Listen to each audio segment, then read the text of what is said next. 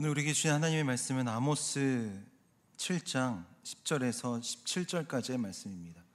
구약성경 아모스서 7장 10절에서 17절까지의 말씀, 저와 여러분이 한 절씩 교독하도록 하겠습니다. 10절부터 제가 읽겠습니다. 베델의 아마샤 제사장이 이스라엘의 여로보암 왕에게 사람을 보내서 알렸다. 아모스가 이스라엘 나라 한가운데서 임금님께 대한 반란을 선동하고 있습니다. 그가 하는 모든 말을 이 나라가 더 이상 참을 수 없습니다. 아모스는 여로보암은 칼에 찔려 죽고 이스라엘 백성은 틀림없이 사로잡혀서 그 살던 땅에서 떠나게 될 것이다 하고 말합니다. 아마샤는 아모스에게도 말하였다. 선견자는 여기를 떠나시오. 유다 땅으로 피해서 거기에서나 예언을 하면서 밥벌이를 하시오. 다시는 베델에 나타나서 예언을 하지 마시오. 이곳은 임금님의 성소요 왕실이요.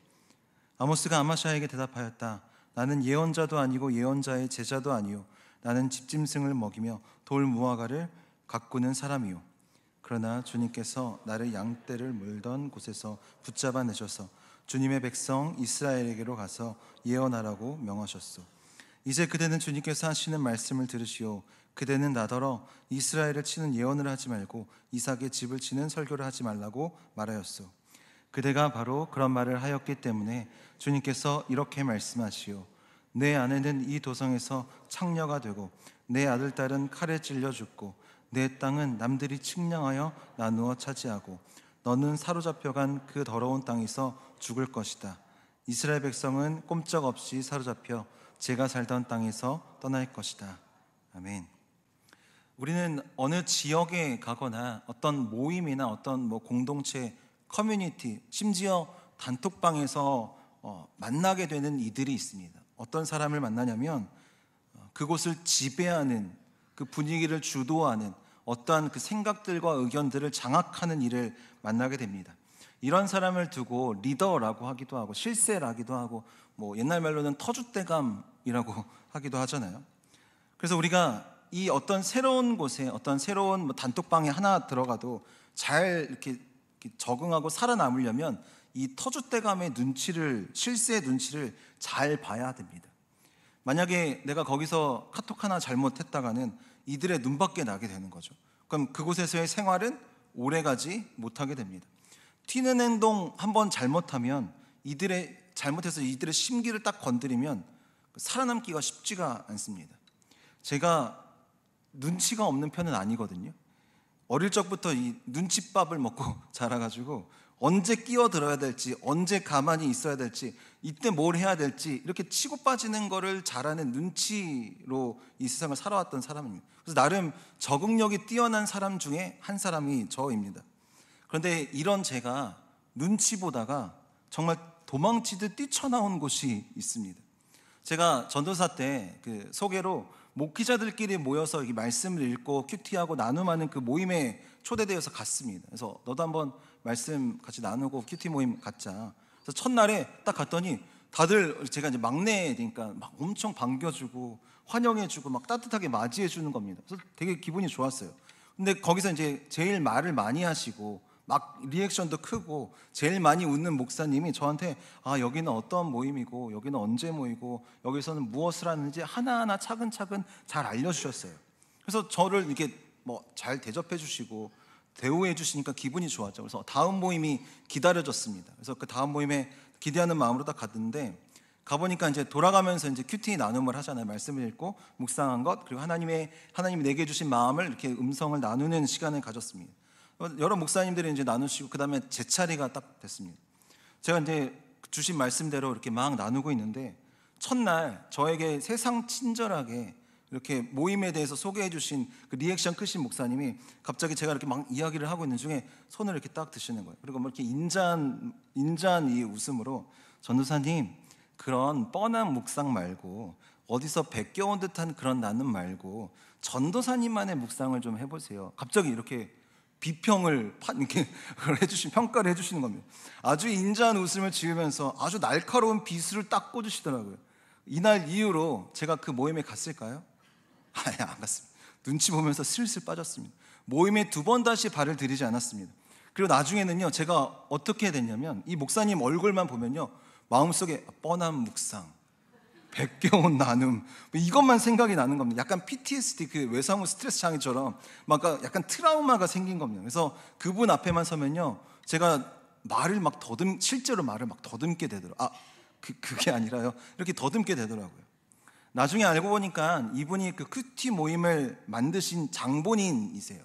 네, 이 모임이 겉으로는요, 그 목회자들의 이 묵상, 영적인 훈련을 위해서 모이는 모임이다 하지만, 사실 이 모임은 이 목사님의 자기 편을 만들기 위한 모임으로 소문이 이미 나 있던 겁니다. 저는 잘 빠져나왔죠. 네. 미생이라는 그 드라마를 혹시 보신 분이 계시면 거기서 오차장이라고 하는 상사가 있습니다. 계약직 직원, 고졸 검정고시 출신의 바둑만 뒀던 이 미생 같은 이 장그레 직원에게 이 원 인터내셔널 이 상사에서 뼈가 굵은 이 차장이 이 계약직 직원, 얼마 들어온 지 안 된 이 직원에게 이런 말을 합니다. 야, 여긴 전쟁터야. 전쟁터에서는 실력도 눈치도 실력이야. 이렇게 얘기를 하는 겁니다. 그런데 이 대사를 듣고서 이게 비단 드라마 속에 지어낸 그런 대사이지 않구나라고 생각합니다. 우리는 전쟁터 같은 인생에서 실력을, 눈치를 최고의 실력, 생존 능력으로 여겨지는 이 전투를 벌이면서 우리 모두가 살고 있구나라는 것을 보게 됩니다. 그래서 눈치 보면서 어떻게든 터줏대감에게 이제 잘 보이려고 하죠. 어떻게든 그 힘에, 그 실세에 우리는 편승하려고 합니다. 그래서 엄청나게 치열한 전투를 벌이면서 그 미생이 완생으로 되기 위해서 우리는 참 힘겹게 살아갑니다. 왜 이렇게 살아갑니까? 언젠가 나도 그 실세가 되기 위해서, 나도 이 분위기를 장악하고 주도할 수 있는 그 사람이 되기 위해서, 나도 이 터줏대감 같은 사람의 힘을 갖기 위해서 이 오늘의 미생으로 사는 것을 마다하지 않는다라는 겁니다. 눈치 보는 것을 실력이라 여기며 살아간다는 겁니다. 그런데 여러분, 정말 우리가 이 전쟁터 같은 인생에서, 그 세상 속에서 살아남는 실력이 눈치 보는 것일까요? 눈치 잘 봐서 그 사람 눈에 들고 적응해 가는 게 내 능력이 되고 내 경력이 되는 것일까요? 그래서 결국은 그 눈치로, 그 실력으로 미생이 완생이 되는 것이 이 전쟁에서의 진정한 승리일까? 이 질문을 던져보게 됩니다. 오늘 이 본문의 말씀을 통하여서 우리는 내가 가져야 될 진짜 실력, 내가 소유해야 될 진짜 능력이 무엇인지를 분명하게 발견하게 되는 시간이 될 것입니다. 그리고 내가 진짜 거머쥐어야 될 그 진정한 승리가 무엇인가, 내가 정말 이 세상 가운데서 전쟁에서 경험하며 내가 치열하게 싸워내야 될 것이 무엇인가를 발견하게 되고, 이게 진짜 진정한 승리지라는 그 말씀 앞에 우리가 함께 서보고자 합니다. 오늘 본문에 터줏대감이 등장하거든요. 그의 이름이 바로 아마샤입니다. 아마샤. 그가 어느 정도의 파워를 가진 실세였는지 우리 말씀을 통해서 한번 확인해 보겠습니다. 우리 10절입니다. 10절 말씀 함께 읽겠습니다. 시작. 베델의 아마샤 제사장이 이스라엘의 여로보암 왕에게 사람을 보내서 알렸다. 아모스가 이스라엘 나라 한가운데서 임금님께 대한 반란을 선동하고 있습니다. 그가 하는 모든 말을 이 나라가 더 이상 참을 수가 없습니다. 이 아마샤의 직업이 무엇입니까? 제사장이죠. 그가 어디 지역의 제사장이라고 기록하고 있습니까? 베델이라는 지역의 제사장입니다. 그러니까 아마샤를 부를 때는요, 꼭 이렇게 불러야 됩니다. 베델의 제사장 아마샤. 이게 단순히 동명이인을 구분하기 위해서 이렇게 기록한 게 아닙니다. 베델의 제사장은요, 아무나 될 수 없는 자리입니다. 대단한 힘을 가지고 있는 자리입니다. 검사들이요, 자신의 소속 밝힐 때 중부지검 윤영림 검사입니다, 이렇게 이야기하는 건요, 나 중부지검에 있어. 이 자기의 자리와 자기의 힘을 이야기하는 그 속내가 담겨 있는 소개입니다. 그러니까 이 아마샤라는 캐릭터는 아마 이런 사람이었을 거예요. 나 베델의 제사장 아마샤야. 내가 막 대제사장이랑 밥도 먹고 내가 막 제사도 집례하고 내가 다 했어. 이렇게 떵떵거릴 수 있을 만큼의 엄청난 사람, 자기 자부심을 가지고 있는 사람, 자기의 힘에 대한 자신감을 가지고 있는 사람이 바로 이 터줏대감 아마샤 제사장이다라는 겁니다. 근데 그런 그가 지금 누구에게 사람을 보냈습니까? 왕에게 사람을 보냈어요. 여로보암 왕에게 사람을 보냅니다. 그러니까 아마샤 왕이요, 지금 말로 이 비화폰으로 다이렉트로 왕에게 전화를 한 겁니다. 그러니까 왕과 제사장이 직통으로 내통할 수 있는 사이, 여러분 이런 사이에 어마어마한 힘을 가지고 있는 권력의 자리입니다. 왕까지 움직일 수 있는 이 힘을 바로 이 아마샤 제사장이 가지고 있다라는 겁니다. 그런데 이 실세 중에 실세, 종교의 이 힘을 가지고 있는 이 아마샤가 잔뜩 화가 났어요. 누구 때문에 화가 났습니까? 누구 때문에 열이 받았죠? 아모스 때문에 열이 받았습니다. 그러니까 아모스는요, 이 터줏대감 이 아마샤에게 제대로 찍혔습니다. 왜 찍혔냐면 바로 아모스가 이러한 말을 했습니다. 우리 11절 말씀을 함께 읽어보겠습니다. 아모스가 이런 말을 합니다. 시작. 아모스는 여로보암은 칼에 찔려 죽고 이스라엘 백성은 틀림없이 사로잡혀서 그 살던 땅에서 떠나게 될 것이다 하고 말합니다. 아모스가 한 이야기에 대해서 이 아마샤가 왕에게 전달하는 겁니다.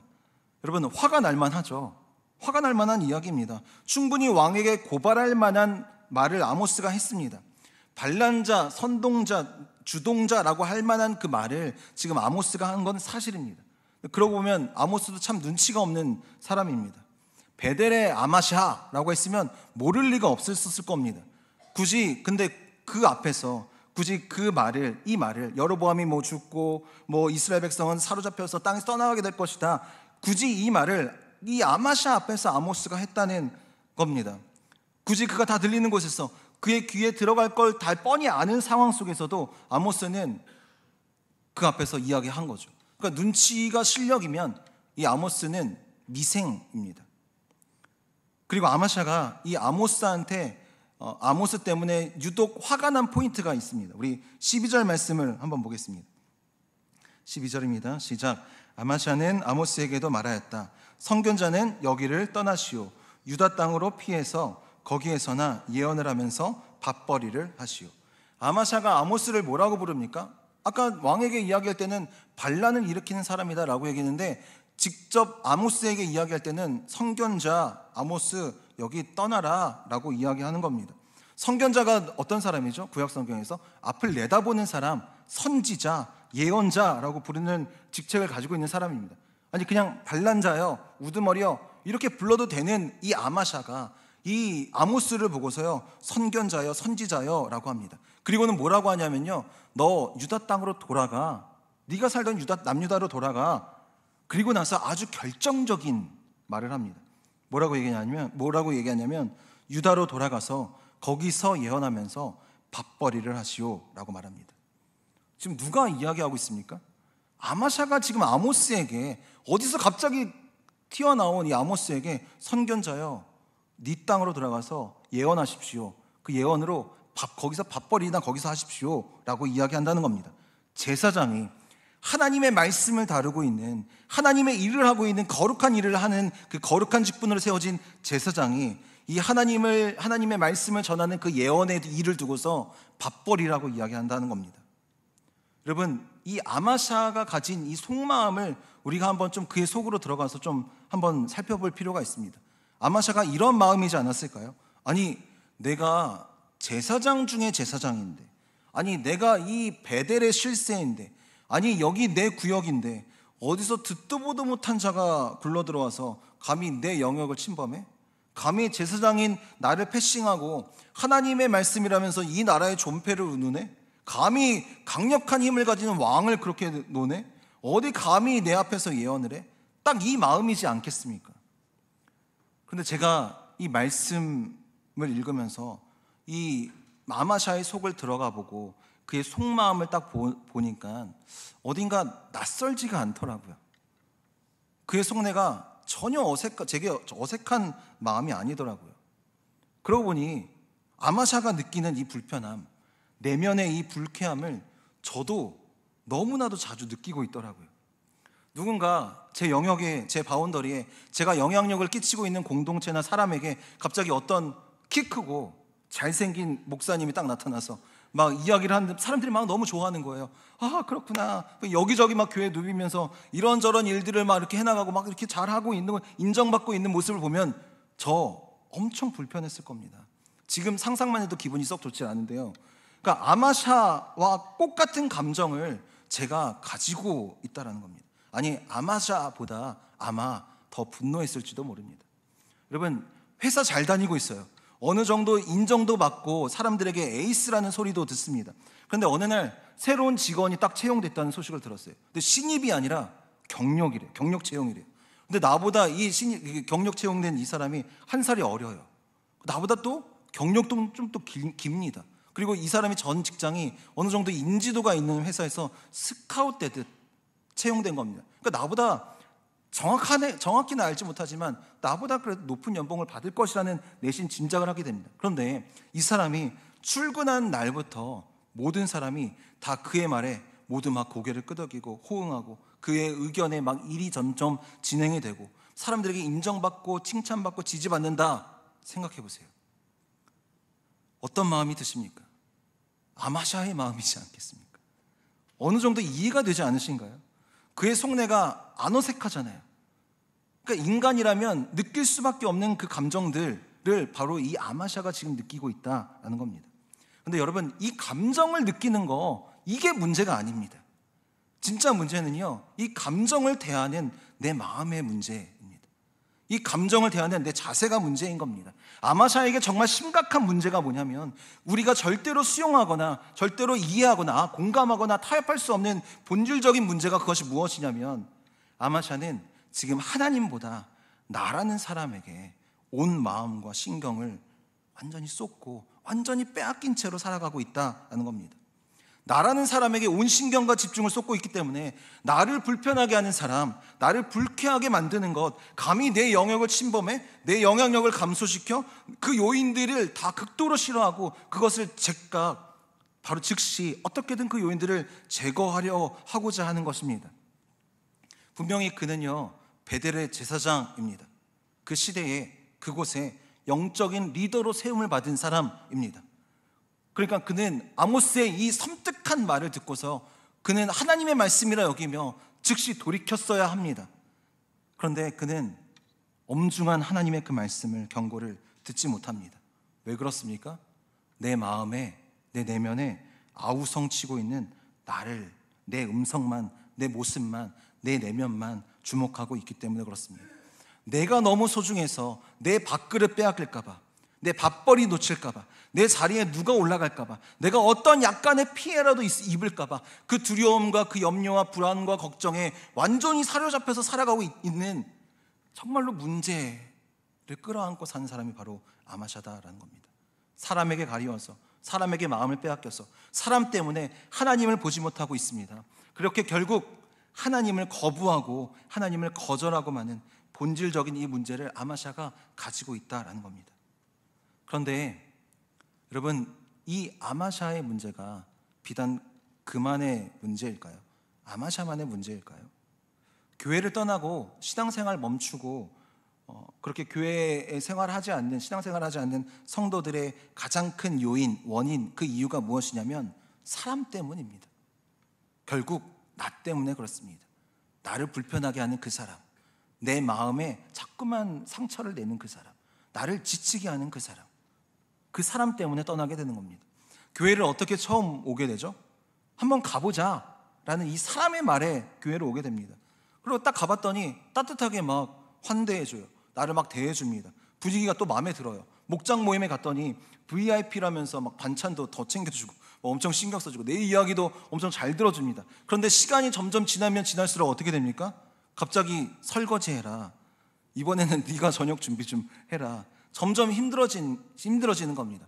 그래서 이 모임 때문에 약간 내 시간 빼앗기는 것 같고, 지금 나도 힘든데 내가 지금 다른 사람 이야기 힘든 거 들어줄 여유가 없는데 다른 사람 이야기 듣고 있는 것도 너무 힘들고, 내 기도하기도 바쁜데 다른 사람 위해서 같이 기도하자, 그 시선을 돌리는데 너무 힘이 드는 겁니다. 그러다가 관계에 어떤 틈이 약간이라도 벌어지면 곧장 떠나게 되는 거죠. 왜 그렇습니까? 나라는 사람에게 모든 시선과 초점이 향하고 있기 때문에 그렇습니다. 우리는 사울과 다윗 중 하나만 선택해 보세요 라고 하면요, 100% 모든 분들이 다 다윗을 선택할 겁니다. 그 이유가 무엇입니까? 사울은 자기 자신만 바라보고 자신을 위해 살아온 사람이고, 다윗은 그래도 하나님을 선택하고 하나님을 바라보며 산 사람이기 때문에 우리는 다윗을 다 선택할 겁니다. 그런데 정작 삶의 현장에서, 우리의 현실 속에서 우리는요, 사울을 선택할 때가 너무나도 많다라는 겁니다. 아마샤가 느낀 이 감정, 이 내면의 이 불편함을 고스란히 가지고 그 감정 앞에서 우리는 사울처럼 내 삶의 왕좌가 내가 스스로 앉는 그 왕의 자리에 내가 스스로 앉고자 하는 그 전쟁을 매일같이 치르며 이리저리 눈치 보며 내 힘으로 어떻게든 이 미생인 인생을 완생으로 바꾸고자 숱한 전쟁을 치르고 그렇게 우리는 지쳐 쓰러져 가는 그런 인생을 살고 있다라는 겁니다. 그런데 성경은요, 단 한 번도 자기 힘으로 자기 스스로 미생이 완성이 된 그 성공 스토리를 기록하지 않고 있습니다. 어떠한 곳에도 그 기록이 없습니다. 그러니까 분명한 사실은 이 세상에 어떤 사람도 어느 누구도 자기 스스로 자기를 중심으로 자기가 왕이 되어 자기의 미생인 인생을 완생으로 뒤바꿀 수 없다라는 사실입니다. 아무리 관계 잘하고 아무리 경력 높고 아무리 경험치가 높아도 눈칫밥 먹어가면서 힘을 다 얻고 내가 그 실세가 되어도 결국 나로부터 시작된 그 힘은 반드시 무너지게 된다라는 겁니다. 지금 드높아 보이는 내 실력이 결국에는 나중에는 반드시 무능으로 결론 지어진다라는 겁니다. 내가 쌓아 올린 그 성은요, 내가 얻어낸 그 힘은요, 사람의 말 한마디에 순식간에 무너집니다. 관계의 작은 오해, 그 틈 하나에 송두리째 그 뿌리가 뽑혀집니다. 나보다 더 강한 힘이 나타나면 열심히 반항하다가 결국 쓰러지고 마는 게 나 중심의 삶을 살아가는 사람들의 말로입니다. 예외가 없습니다. 아마샤가 이 아모스를 향해서 뭐라고 경고하는지 함께 보겠습니다. 우리 13절 말씀입니다. 13절입니다. 시작. 다시는 베델에 나타나서 예언을 하지 마시오. 이곳은 임금님의 성소요 왕실이요. 여러분, 베델 혹시 들어보셨죠? 베델의 뜻이 무엇입니까? 지역을 좀 이렇게 의미가 뭐죠? 하나님의 집입니다. 베트가 집이고요, 엘이 뭐죠? 하나님. 그러니까 하나님의 집이 바로 베델입니다. 이곳은 분명히 하나님의 집임에도 불구하고 제사장 아마샤는요, 그곳에서 하나님을 보지 못하고 왕밖에 보지 못합니다. 그 힘밖에 주목하지 못합니다. 그곳의 소유자를 왕으로 규정하고 있다는 겁니다. 여러분, 지금 아마샤가 지켜내야 될 건 왕실이 아닙니다. 그는 하나님의 성소, 그분의 성전, 하나님의 나라를 지켜내기 위해서 그는 외쳤어야 합니다. 그러나 아마샤는요, 왕, 나는 왕이다. 왜 그렇습니까? 그 왕의 힘에 빌붙어서 왕에게 빨대를 꽂고 그 힘에 기생하는 눈치 빠른 베델에 하나님의 제사장이 아닌 베델의 제사장 아마샤로 살고 있기 때문에 그렇습니다. 그가 받은 사명, 그가 믿는 믿음, 그가 드리는 예배, 제사, 그가 살아가는 그 성전은요, 그에게 그저 밥벌이가 되어버렸습니다. 내 이익을 위해서, 나 살기 위해서, 내 명예와 내 지위와 내 힘을 위해서 사용하는 돈 나오는 구멍, 파이프라인, 그저 그 성전, 그 믿음, 그 하나님은 그에게 돈 나오는 구멍일 뿐이었습니다. 우리 사도행전 16장 16절 말씀을 함께 읽어보겠습니다. 사도행전 16장 16절입니다. 읽겠습니다. 시작. 어느 날 우리가 기도하는 곳으로 가다가 귀신 들려 점을 치는 여종 한 사람을 만났는데 그는 점을 쳐서 주인들에게 큰 돈벌이를 해주는 여자였다. 바울이 그 신라와 또 사람들과 함께 기도하러 가는 중에 한 여자 무당을 만납니다. 귀신이 쓰인 여자 무당인데 이 무당이 점을 봐주면서 돈을 복비를 이제 받으면서 받았어요. 그리고 이 돈을 무당의 주인인 여자의 남편인지는 모르겠습니다. 어쨌든 이 무당, 이 점 보는 여자의 주인에게 갖다 주는 그런 구조로 무당 사업을 하는 거죠. 그래서 이 여인은 돈벌이 수단입니다. 그런데 눈치 없는 바울이 어찌됐든 이 여인에게 내린 귀신을 쫓아냈어요. 그러니까 갑자기 이 무당은 실직자가 된 거 아닙니까? 돈 벌다가 갑자기 돈이 뚝 끊긴 거예요. 앞을 내다보니까 자기 밥줄이 끊긴 거예요. 누구 때문에요? 바울 때문에. 근데 사도행전 16장 19절 말씀을 함께 보겠습니다. 함께 읽겠습니다. 시작. 그 여자의 주인들은 자기들의 돈벌이 희망이 끊어진 것을 보고 바울과 실라를 붙잡아서 광장으로 관원들에게로 끌고 갔다. 그러니까 그들의 큰 돈벌이가 딱 끊어지니까 이 주인들이요, 당장 바울과 실라를 붙잡아서 관원들에게, 힘 있는 자들에게 끌고 가는 겁니다. 그러니까 여러분, 이 상황이, 이 모먼트가 그냥 무당 사업하는 이들이나 하는 그런 반응이에요. 그 감정이 들었을 때 그 귀신 들린 사람들, 그걸로 밥벌이하고 그 믿음 가지고 그 신앙 가지고 그냥 자기의 이익을 추구하는 사람들이 하는 그러한 행태입니다. 그런데 바로 이 행태를요, 이 반응을, 이 단어를 누가 꺼내고 있냐면 지금 제사장 아마샤가 하고 있다는 겁니다. 아무리 베델에 있어도, 아무리 하나님의 집에 거하여도, 아무리 제사장의 옷을 입고 딱 거룩하게 있어도, 아무리 교회 열심히 다니고, 아무리 목장에 나가고, 아무리 예배 드리고 있어도 내가 중심인 사람에게는요, 신앙이 결국 밥벌이 수단일 뿐이라는 겁니다. 신앙생활이 결국 내 안정을 위한, 내 이익을 위한 자기 위로의 수단일 뿐이다 라는 겁니다. 그러니까 우리가 계속해서 내 신앙을 점검해야 되는 그것은요, 내가 하나님을 믿는 이 이유가, 내가 교회를 다니는 그 이유가 밥벌이를 위한 신앙인가? 반드시 이 질문을 우리는 스스로 자기 자신에게 던져봐야 됩니다. 여러분, 무엇 때문에, 무엇을 위해 기도하십니까? 여러분, 왜 이곳에 나오셔서 예배를 드리는 그 목적이 무엇입니까? 여러분, 목장에 가는 그 마음이 어떠한 마음이십니까? 교회 사역 김장하러 나오는데 왠지 안 가면 찜찜할 것 같고, 이러한 교회 사역하는 그 섬기는 그 속내에는 어떠한 마음이 있으십니까? 이렇게 해야 내가 입에 풀칠이라도 할 수 있으니까 믿음 생활하는 것 아닐까요? 이 정도는 해야 내 자식이 취업도 하고 결혼도 하고 돈도 좀 잘 벌고, 또 내가 성공까지는 아니어도 그냥 평범하게 살 수 있을 것 같으니 신앙생활을 하고 계시진 않습니까? 이만큼은 해야 내가 뭔가 잘 살고 있다라는 이 안정감을 내가 누릴 수 있고, 또 엄마에게 또 내가 미안하니까 엄마에게 또 위로를 또 주고, 사람들이 내 이야기도 들어주고 나를 또 주목해 주니까 내가 위로도 얻을 만큼 이렇게 얻고자 교회에 나오는 건 아닙니까? 이 정도는 해야 믿는 사람의 도리니까 섬기고 사역을 하는 것이 아닙니까? 여러분, 이 질문에 만약 하나라도 여러분의 마음속에 뭔가 껄끄러운 것이 있다면, 뭔가 툭 하고 걸리는 것이 있다면, 오늘 이 시간에 여러분들의 그 밥벌이 신앙의 마음을 하나님께 고스란히 내어놓으시기를 바랍니다. 그리고 간구하세요. 하나님, 제가 아모스의 신앙을 갖겠습니다. 제가 아모스와 같은 인생 살겠습니다.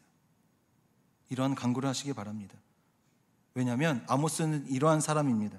우리 14절 15절 말씀 함께 읽어보겠습니다. 본문 14절 15절입니다. 시작. 아모스가 아마샤에게 대답하였다. 나는 예언자도 아니고 예언자의 제자도 아니고 나는 집짐승을 먹이며 돌 무화과를 가꾸는 사람이요, 그러나 주님께서 나를 양떼를 몰던 곳에서 붙잡아내셔서 주님의 백성 이스라엘에게로 가서 예언하라고 명하셨소. 아모스는요, 자신의 출신과 직업, 신분을 밝히고 있습니다. 여러분, 보시니까 어떠세요? 뭐 자랑할 만한 스펙입니까? 아니요, 굳이 밝힐 필요가 없는 그러한 소개입니다. 굳이 꺼내지 않아도 될 자기 설명입니다. 나 예언자 아닙니다. 어디 정규 신학 교육을 받은 적이 없는 사람이에요. 그냥 마이너스 되는 그런 말만 하는 겁니다. 그리고 뭐 TMI를 좀 더 하죠. 나는 뭐 소 좀 몇 마리 키우고 돌 무화과 나무에서 재배를 하는, 그렇게 뭐 투잡 뛰는 소상공인 자영업자입니다 라고 이렇게 소개를 하고 있는 겁니다. 지금 아모스, 제사장 아마샤와 비교가 됩니까? 비교하고 말 것도 없습니다. 그저 그런 평범한 서민이 바로 아모스입니다. 게다가 아모스는요, 드고아 출신이라고 해요. 남유다의 드고아가 있습니다. 그러니까 남유다 사람인 이 아모스가 굳이 먼 길을 떠나서 북이스라엘에 온 겁니다. 왜요? 누가 명령을 했습니까? 주님께서 명령을 하셨기 때문에.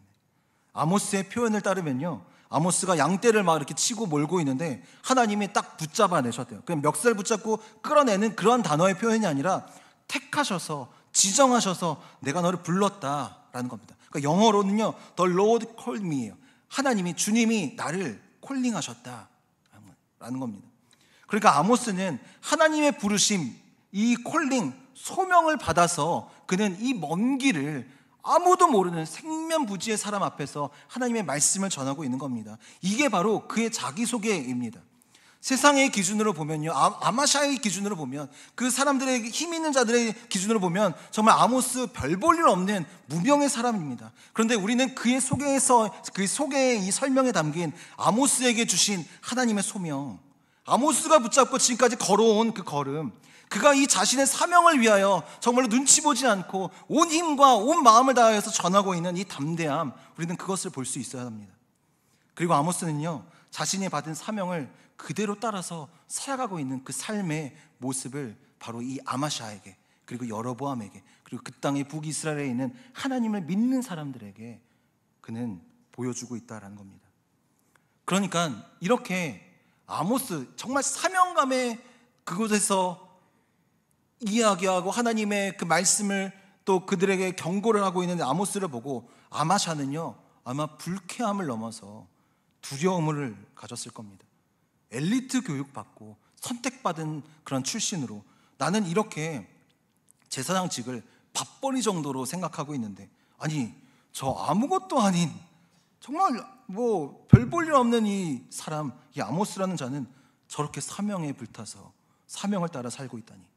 그러니까 이 불편함을 넘어서 하나님을 향한 두려움, 그리고 이 정말 순수한 이 아모스를 향한 이 약간의 부러움을 가지고 있었을 겁니다. 모태신앙인 성도들이나 혹은 교회에 오랫동안 다닌 분들은 새신자가 막 와서 침례받고 막 삶이 변화되고 그런 모습을 보면 어떻습니까? 뭐 같이 박수치고 좋아 보이고 축하해주고 함께 기뻐합니다. 기뻐하긴 합니다. 그런데 마음 한켠으로는 어떤 생각을 갖게 되냐면, 그래, 나도 그럴 때가 있었어. 나도 지금 좋을 때지. 그래, 축하해, 좋을 때다. 이러한 마음을 갖고 있지는 않습니까? 왜 그럴까요? 왜 이런 마음이 있을까요? 나는 지금 그런 뜨거운 신앙이 아니기 때문에 그렇습니다. 사명에 불타서 하나님의 말씀 앞에 막 서서 하나님의 말씀을 막 선포하고 그렇게 살고 있지 못하기 때문에 그렇습니다. 내게 그런 믿음이 희미해졌거나 사라졌기 때문에 그렇습니다. 이러한 순수한 신앙을 보고 그저 부러운 존재로 그냥 축하도 하면서 한편으로는 좀 불쾌하기도 하는 마음이, 그 복잡한 마음을 우리가 가지고 있다는 겁니다. 바로 이때 우리가 무엇을 분명하게 점검하고 무엇을 분명하게 강구하고 바로 잡아야 하냐면, 내가 오늘 하루 내 인생 정말 하나님이 주신 그 콜링대로, 소명대로, 사명 따라 내가 오늘을 살아가고 있는가 라는 것을 우리는 나 자신을 보며 분명하게 점검해 봐야 됩니다. 내가 있는 그 자리에서, 나와 함께하는 그 사람들 사이에서, 내가 해나가는 그 일 속에서 내게 주신 소명이 담겨 있는가, 내 사명이 제대로 이루어져 가고 있는가를 우리는 우리의 삶을 하루하루 점검해 보면서 돌아보며 바로 잡아야 합니다. 제가 알고 있는 한 집사님이 계세요. 학교 앞에 분식집을 하십니다. 이 집사님은요, 떡볶이를 사가는 아이들을 보면서요, 매일같이 이러한 기도를 하신대요. 하나님, 이 아이들이 떡볶이도 먹고 말씀도 먹고 이 피카츄도 먹고 사랑도 먹는 하나님의 자녀들로 살게 해주세요. 이게 집사님의 받은 소명, 콜링, 사명자의 삶입니다. 택시기사 하시는 장로님이요, 뒷자리에 늘 스티커를 붙여놓으세요. 하나님은 사랑이십니다. 이 스티커 딱 붙여놓고 매일 찬양을 틀어놓으세요. 이게 그분에게 주신 사명대로, 소명대로 살아가는 사명자의 삶입니다. 그러니까 자리가 사람을 만드는 게 아니라 내 직업이 나라는 사람을 소개하고 나라는 사람을 규명하고 규정하는 것, 내 경력이, 그것이 내 능력이, 내 실력이 나라는 사람을 설명하는 것이 아니라 하나님의 말씀이 나를 설명하고 하나님의 소명이 나라는 사람을 만든다라는 겁니다. 하나님의 그 부르심이 그 사람을 만드시는 겁니다. 보잘것없는 그 사람이 하나님의 말씀을 받으니 완전히 새로운 존재, 완전히 새로운 삶을 살게 되는 것입니다. 여러분, 미생이 완생이 되는 건 눈치로 되는 게 아닙니다. 내 실력, 내 능력으로 되는 것이 아닙니다. 미생이 완생으로 되는 건 바로 하나님이 주신 그 사명대로 살아갈 때, 하나님을 내 인생의 왕으로 모시며 살아갈 때 비로소 우리의 이 인생이 완생이 되는 것입니다. 저와 여러분이 바로 이 아모스와 같은 인생을 사시기를 소망합니다. 그 말씀 받은 자, 그 말씀으로, 그 사명으로 하나님의 사람이 된 자, 바로 그 사람이 우리라는 사실, 저와 여러분이라는 사실 잊지 마시기를 바랍니다. 그러니 나는 아모스다, 나는 하나님의 사람이다. 바로 이 고백이 우리를 온전한 인생으로 살게 되는 첫걸음을 내딛게 할 줄 믿습니다. 우리 16절, 17절 말씀 함께 읽겠습니다. 16절, 17절입니다. 시작. 이제 그대는 주님께서 하시는 말씀을 들으시오. 그대는 나더러 이스라엘을 치는 예언을 하지 말고 이삭의 집을 치는 설교를 하지 말라고 말하였소. 그대가 바로 그런 말을 하였기 때문에 주님께서 이렇게 말씀하시오. 네 아내는 이 도성에서 창녀가 되고 네 아들 딸은 칼에 찔려 죽고 네 땅은 남들이 측량하여 나누어 차지하고 너는 사로잡혀간 그 더러운 땅에서 죽을 것이다. 이스라엘 백성은 꼼짝없이 사로잡혀 제가 살던 땅에서 떠날 것이다. 아모스는요, 끝까지 그곳에 서서 하나님께 받은 말씀을 전합니다. 제사장에게요, 눈 똑바로 딱 뜨고요, 주님께서 하신 말씀 잘 들어보세요 라고서 아마샤에게 이야기를 합니다. 근데 그 내용이 무엇이죠? 무시무시합니다. 당신 아내 창녀가 될 거고 아들 딸은 칼에 찔려 죽을 거고 네가 가진 부동산 다 사라질 거야. 너 죽을 거야. 이스라엘 망할 거야. 아모스 참 눈치 하나도 없는 사람입니다. 어떻게 이렇게 섬뜩한 말을 눈 하나 딱 깜빡 안 하고 다 쏟아냈겠습니까? 아니, 이런 메시지 누가 좋아하겠어요? 그럼에도 아모스는요, 단 한 문장도 빼놓지 않고 끝까지 외쳤습니다. 왜냐하면 내 말이 아니라 하나님의 말씀이기 때문에, 내 마음이 아니라 하나님의 마음이기 때문에 아모스는 스스로 불편함을 느껴도, 공격을 당해도, 내쫓김을 당하여도 그는 외칩니다. 너희는 망한다. 너희는 망한다. 여러분, 아모스가 왜 이렇게 외쳤습니까? 그리고 이 시간 이 성경 속에 담긴 수많은 선지자, 수많은 예언자가 왜 그 너희들은 망한다라고 외쳤습니까? 하나님께 돌아와라. 하나님께 돌아와야 산다. 그래야 망하지 않고 살 수 있다. 바로 그 하나님의 마음을 품고 있기 때문에 그렇다라는 겁니다. 그러니까 하나님은요, 왜 이렇게까지 무시무시한 말씀을 전하게 하십니까? 이 말씀 듣고 돌이키길 원하시는 하나님의 마음이 이 말씀 가운데 담겨 있기 때문에 그렇습니다. 우리 히브리서 4장 12절 말씀 함께 보겠습니다. 히브리서 4장 12절입니다. 시작. 하나님의 말씀은 살아있고 힘이 있어서 어떤 양날칼보다도 더 날카롭습니다.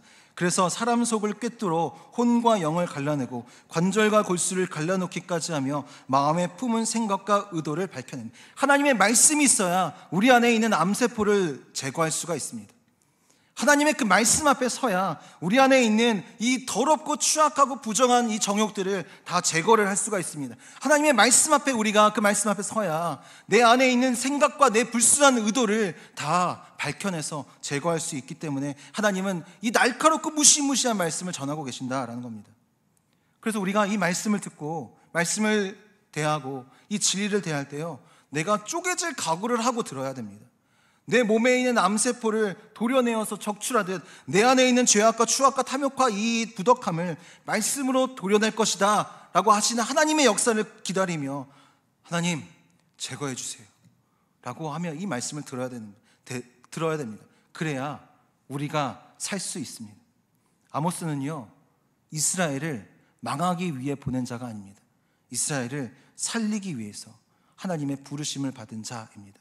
아모스뿐만 아니라 모든 선지자, 모든 예언자가 바로 이 부르심 앞에 서 있다라는 겁니다. 그러니 우리 또한 내 곁에 있는 이들을 살리기 위해서 우리는 하나님의 부르심을 받은 자, 사명자, 소명을 받은 사람이라는 겁니다. 이 사명을 따라서 살아가면 반드시 나를 통하여서 살아나는 역사가 일어나게 될 줄을 믿습니다.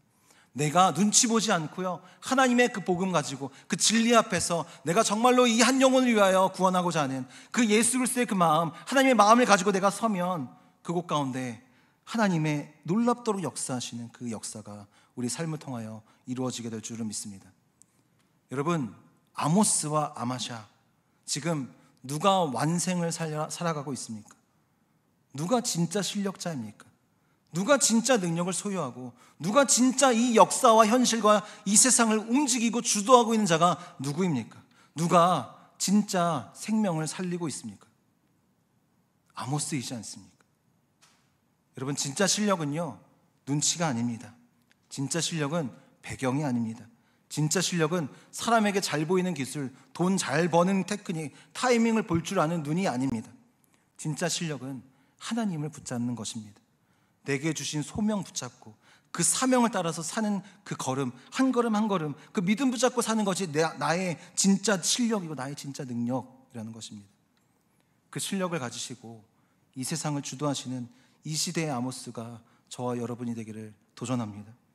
복음 전해야 할 때요, 섬기고 도움을 줘야 할 때 들어줘야 할 때, 사랑하고 같이 눈물을 흘리고 함께 기뻐해 줘야 할 때, 기도하고 더 무릎 꿇고 더 기도해야 될 때, 그 순간을 놓치지 마시길 바랍니다. 내게 주신 그 사명 붙잡고 살아가면 생명을 얻게 되는, 그 생명을 보게 되는 그 잔치가, 그 기쁨이 우리 삶 가운데 열리게 될 줄 믿습니다. 내게 주신 그 사명을 놓치면 사망이고, 사명을 붙들면 생명입니다. 사명을 놓치면 실패고, 그 사명을 붙들면 성공입니다. 이 말씀 기억하고 바로 이 사명 붙잡고 주님 붙잡고 말씀 앞에 서서 그 하나님의 그 소명 따라 살아가는 저와 여러분, 바로 이 완생을 살아가시는 저와 여러분 되시기를 주님의 이름으로 축원합니다.